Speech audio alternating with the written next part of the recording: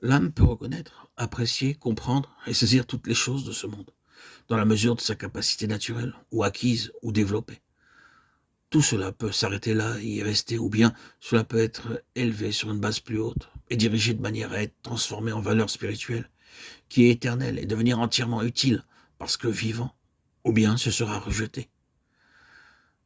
L'esprit montrera ainsi par son contact avec Dieu ce qui est bon et ce qui est mauvais, ou ce qui n'est qu'apparemment bon.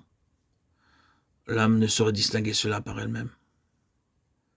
Elle doit avoir un organe spirituel doué d'une intelligence spirituelle qui lui transmette les mesures divines. Pourquoi voyons-nous tant de personnes dont la nature est des plus artistiques, poétiques et psychiques avoir été et être moralement si faibles, dégénérées, passionnées, jalouses et vaniteuses? Pourquoi les dictateurs dont le moi éclipse toute autre chose sont-ils si impies, osant braver Dieu? Pourquoi y a-t-il tant de grands intellectuels qui sont si orgueilleux, arrogants et souvent infidèles? Tout cela, c'est l'âme. La réponse est claire. Ils ne connaissent pas cette union de l'esprit avec Dieu qui établit l'équilibre et le jugement saint, et par conséquent leur propre âme ont le dernier mot. En toute chose, ce n'est pas qu'ils rejettent en tout point le Dieu de l'univers, car ils s'en réfèrent parfois à lui, mais il n'y a pas de rapport entre lui et eux.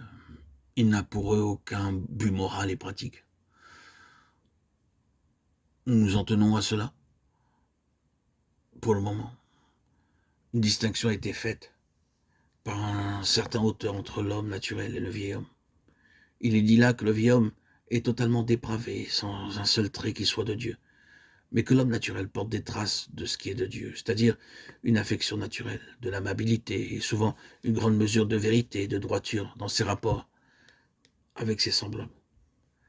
Cette distinction ou cette division à l'égard de l'homme est la base d'une polémique entre les humanistes et ceux qui affirment la dépravation totale.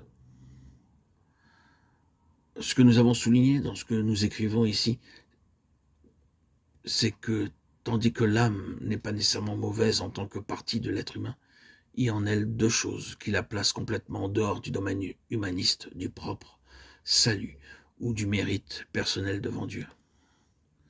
Premièrement, elle est sous l'empire de la vanité, car la création a été assujettie à la vanité, non pas volontairement, mais à cause de celui qui l'y a assujetti. Romains 8, 20. Et du grand ne peut pas, de 1 Corinthiens 2, 14. L'homme naturel n'accueille point les choses qui sont de l'Église de Dieu, car elles sont pour lui une folie et il ne peut pas les comprendre, car c'est spirituellement qu'on en juge. Et deuxièmement, l'âme est la sphère dans l'homme qui, par sa complicité avec elle, est devenue l'allié des puissances mauvaises. Et ce n'est que lorsque l'esprit de l'homme est vivifié et renouvelé qu'il reconnaît réellement combien terrible est cette alliance.